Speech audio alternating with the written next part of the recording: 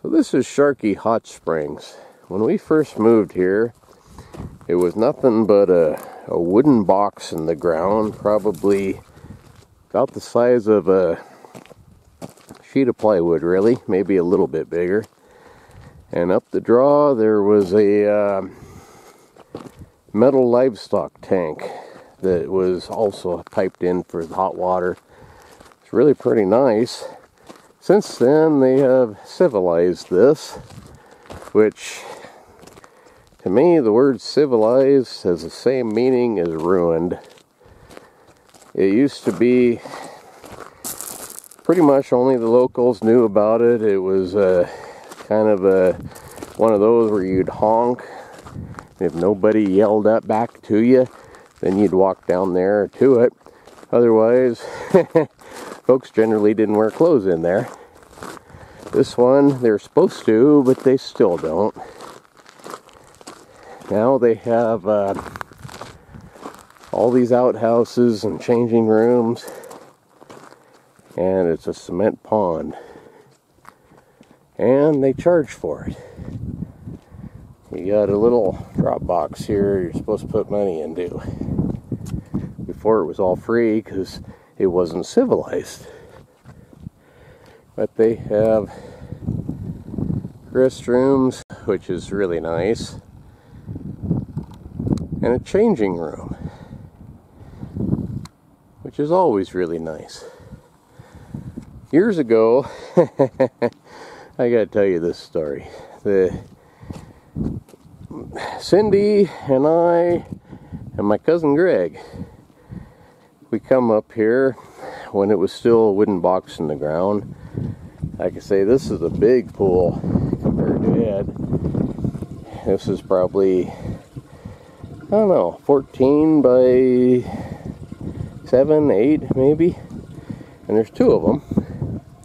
Before, it was basically the size of a sheet of plywood and wooden box, and probably 4 foot deep or so, and it was really nice, but not civilized with handrails and things like that. Well, anyway, there was no changing room back then, and so I had an old livestock truck, and you know, you don't see them much anymore. It used to be not very many people had horse trailers. They had a livestock truck with tall sideboards and sometimes a roof, and you'd haul them in the back of the truck. And and that's what I had. And mine was a 1-ton dually pickup with big sideboards and had a canvas roof over it. It was set up for hauling horses. Well, we had no changing room up here, and the best time to come up to these is midwinter when the snow's on the ground. When it's 10, 20 below, oh, these feel so good. They're hot. I mean, summertime and they're too hot to get into. But anyway, so we had this livestock truck, and I drove it up here figuring, well, you know, at least we got a place out of the wind to change our clothes into.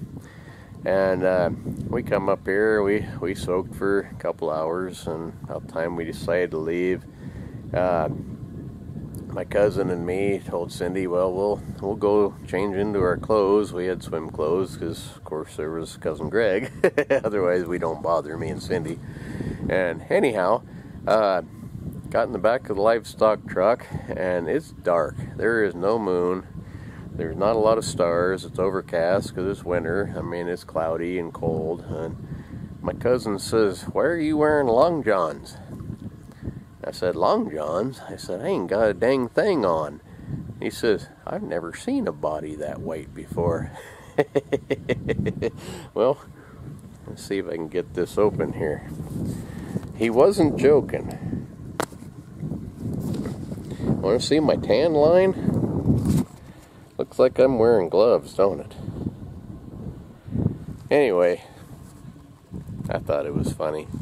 See you, folks. Thanks for watching.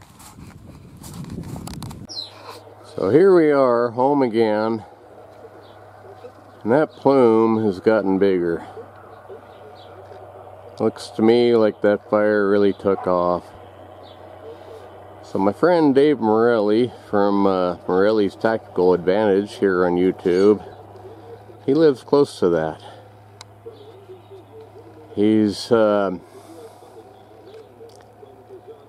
they have 3 stages of evacuation. There is ready, set, and go. He has the set notice. He's ready to go, but you're never ready to go. There's so much stuff that you have. You collect things that you don't really want to lose, you know, and it's the important stuff. You can really fit that into a pickup truck usually, but you have a lot of stuff that you don't want to lose. And anyway, he's kind of to that point. He moved his horses and chickens and all that, and he's got a lot of stuff he doesn't want to lose. So anyway, keep your fingers crossed and say a prayer for him. He's a good guy, really. I hope he doesn't lose his house. Life in Idaho. Life in the western states, actually, anymore. It seems like every summer there's a forest fire. They don't allow logging anymore. You get rid of the fuel, you get rid of the fire. Instead, they just burn it. That's management nowadays. Anyway, enough of this political stuff. Thanks for watching, and we'll see you folks next time. Bye.